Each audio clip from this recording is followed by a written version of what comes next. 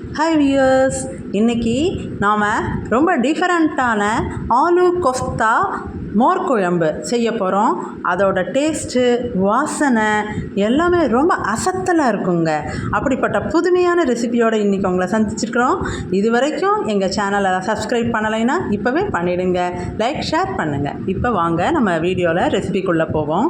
தேவையான பொருட்கள்: கொத்தமல்லி விதை 2 ஸ்பூன், ஜீரகம் 1 ஸ்பூன், துவரம்பருப்பு 1 ஸ்பூன், கடலைப்பருப்பு இதில் 1 ஸ்பூன் மட்டும் எடுத்துக்குங்க. பச்சை மிளகாய் 5 வச்சுருக்கேன். உங்களுக்கு காரம் தேவையாக இருக்கும்னா கூட ஒரு 2 பச்சை மிளகாய் கூட ஆட் பண்ணுங்கள். 1 ஸ்பூன் பச்சரிசி. ஸோ இது எல்லாமே நாம் அரை மணி நேரம் ஊற வச்சு அதற்கு பிறகு நல்ல தேங்காயோடு சேர்த்து அரைக்க போகிறோங்க.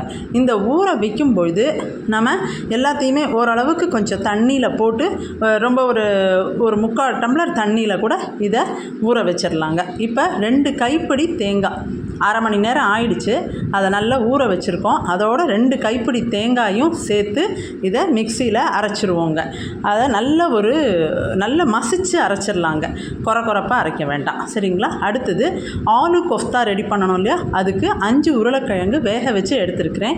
அதுக்கு தேவையான கொஞ்சமாக மஞ்சப்பொடி, காரப்பொடி, உப்பு, உப்பெல்லாம் உங்கள் டேஸ்ட்டுக்கு எவ்வளோ வேணுமோ அது நம்ம ஆட் பண்ணிக்கலாம். இப்போ இதை மட்டும் கலந்து நம்ம நல்ல உருளைக்கிழங்கு தோலை சீவி வேக வச்சு எடுத்துருக்கோம் இல்லையா, அதை பிசைஞ்சோன்னா அது அப்படியே எண்ணெயில் போட்டதும் கரைஞ்சிருங்க. அதனால அது கரையாமல் இருக்கிறதுக்கு நல்ல ஒரு சைஸபிள் அமௌண்ட் ஆஃப் அரிசி மாவு, நம்ம எண்ணெயில் போட்டாலும் கரையாத அளவுக்கு அரிசி மாவு கலந்துக்கணும். இப்போ இதெல்லாத்தையும் சேர்த்து பிசைஞ்சிட்டு சிறு சிறு உருண்டைகளாக உருட்டி வச்சு எண்ணெயில் அப்படியே பொரித்து எடுக்க வேண்டியது தாங்க. இதை சிம்மில் வச்சு நீங்கள் எண்ணெயில் இந்த உருண்டைகளை பொரித்து எடுங்க. அப்படி பொரித்து எடுக்கும்போதே அது நல்ல ஓரளவுக்கு கோல்டன் கலரில் நல்லா டீப் ஃப்ரை ஆகட்டுங்க. அப்போ தான் உங்களுக்கு அந்த மோர் குழம்புல போடும்பொழுது கரையாமல் வரும். அதனால நல்ல டீப் ஃப்ரை, நல்ல கெட்டியாக அரிசி மாவு போட்டு தான் நம்ம கலந்து பிசைஞ்சிருக்கோம். நல்லா டீப் ஃப்ரை பண்ணிடணும். இப்போ இந்த ஊற வச்சு அரைச்சிருக்கோம் இல்லையா கொத்தமல்லி விதை செட்டு, அதை இந்த ஒரு தயிர் எடுத்து வச்சுருக்கிறேன், லைட்டாக புளிச்சிருக்கு. அந்த தயிரில் இந்த அரைச்சதை கலக்க போகிறோம், சரிங்களா? அடுத்தது இந்த உருண்டைகள்லாம் நல்ல டீப் ஃப்ரை, கோல்டன் ஃப்ரை ஆகிட்டே இருக்குங்க சிம்மில் வச்சு. அதை நம்ம நல்ல ஒரு அளவுக்கு தெரியும், அதை எடுத்து வச்சிட்டோம். இப்போ தயிரில் நம்ம ஓரளவுக்கு இந்த ரொம்ப புளிப்பு அதிகமாக இருந்ததுன்னா கஷ்டம், ஓரளவுக்கு புளிச்சிருக்கலாம். அப்படி ரொம்ப சுத்தமாக புளிப்பு இல்லைன்னா லெமன் சைஸ் புளியை ஊற வச்சு வேணால் ஆட் பண்ணிக்கோங்க, சரியா? இப்போ கொஞ்சமாக மஞ்சப்பொடி போட்டுக்கிறேங்க. அதுக்கப்புறம் தேவையான அளவுக்கு உப்பு, ரொம்ப உப்பு போட வேண்டாம், தேவையான அளவுக்கு அந்த புளிப்பு அதுக்கேற்ற மாதிரி உப்பு போட்டுக்கணுங்க நம்ம. அப்புறம் அரைச்சி வச்சுருக்கோம் இல்லையா, அதையும் கொட்டி இதில் நல்லா கலந்து விட்டுடலாம். இப்போ நாம் ஒரு வாளியை எடுத்துக்கிட்டு கொஞ்சமாக தேங்காய் எண்ணெய் விட்டுக்கோங்க தாளிக்கிறதுக்கு. இது கொஞ்சமாக விட்டுருக்கேன் பார்த்தீங்களா, அதில் ஒரு 2 ஸ்பூன் 1.5 ஸ்பூன் கடுகு, அதுக்கப்புறம் அது ஓரளவுக்கு பொரிந்ததும் உளுந்தம் பருப்பு அதையும் போட்டு நல்ல கோல்டு ஃப்ரை ஆகிற வரைக்கும் வச்சுக்கிட்டு நம்ம கொஞ்சம் டீப் ஃப்ரை பண்ணிகிட்ருப்போங்க. அதுக்கு அடுத்தது நம்ம அந்த நல்லா கலந்து விட்டுருக்கிற ஒரு மோர் இருக்குது இல்லையா, அந்த தயிர் இருக்குது இல்லையா, அதையும் நல்லா இத்தனை நேரம் கரண்டியை வச்சு நல்லா கலந்தாச்சுங்க. இப்போ இந்த உளுத்தம்பருப்பை போடுறேங்க. இது வெடிச்சிடுச்சு ஓரளவுக்கு. இந்த உளுத்தம்பருப்பை போட்டு அது ஃப்ரை ஆகட்டும். இந்த தேங்காய் எண்ணெயில் பண்ணும்பொழுது அவ்வளோ ஒரு வாசனைங்க. அதோடு நம்ம கொஞ்சமாக பெருங்காயமாக ஆட் பண்ணிக்குவோம். இதுலேயே எண்ணெயிலேயே பெருங்காயமாக ஆட் பண்ணுவோம். அது it will add to the flavour. ஒரு நல்ல வாசனையாக இருக்கும். வாசனை வந்தால் எப்போவுமே ஒரு உணவுனாக்க வாசனை ரொம்ப முக்கியமானதுங்க. அப்போ தான் ஸ்மெல் பேஸ்டாக சலைவா ஜென்ரேஷன் இருக்கும், ஈஸியாக டைஜஷன் ஆயிருங்க.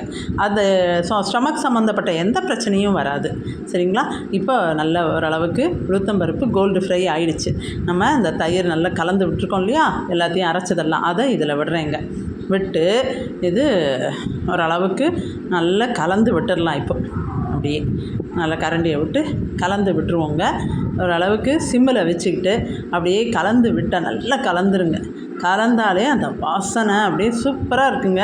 அதில் நல்லா கலந்து விட்டு இப்போ நம்ம அந்த ஓரளவுக்கு மோர் குழம்பு ரொம்ப கொதிச்சிடக்கூடாது. ஒரு ரசம், சாம்பார், அது மாதிரி சாம்பாருக்கோ ரசத்துக்கோ கொதிக்கிற மாதிரி கொதிக்காமல் நல்லா கிளறி விட்டு அது நுரைச்சி வர்றாப்பில் வருங்க. அப்போ அப்படியே நம்ம கேஸை ஆஃப் பண்ணிட வேண்டியது தான். அதுக்கு மேலே இதில் ஒன்றுமே டிஸ்டர்பே பண்ணக்கூடாதுங்க, சரிங்களா? இப்போ நம்ம இந்த கலருக்கு போதும், சில பேருக்கு போதும். இன்னும் கொஞ்சம் கலர் தேவையாக இருக்குது இருக்குன்றவங்க கொஞ்சம் 1/4 ஸ்பூன் வேணும்னா மஞ்சப்பொடி போட்டுக்கலாங்க. போட்டுட்டு அதுக்கப்புறம் அதையும் ஒரு நல்லா கிளறி விட்டுடுங்க. நல்லா கிளறி விட்டுட்டு ஒரு சிம்மில் வச்சுருக்கோம் இல்லையா, அதையும் ஓரளவுக்கு ஒரு கொஞ்சம் கேஸை ஹை பண்ணிக்கோங்க. அடுத்தது நல்ல கருவேப்பிலை. சில பேர் கருவேப்பிலையை தாளித்து போடுவாங்க. தாளித்து போட்டால் என்ன பண்ணுறாங்க, தூக்கி போட்டுடுறாங்க. அதனால் அந்த கருவேப்பிலையோட ஒரு நல்ல வேல்யூஸ்லாம் கிடைக்க மாட்டேங்குது. அதனால் கருவேப்பிலையை நான் பச்சையாகவே தூவிடுவேங்க. நல்லா பச்சையாக தூவி நல்லா கலந்து விட்டுட்டு கேஸை ஆஃப் பண்ணிட்டேங்க.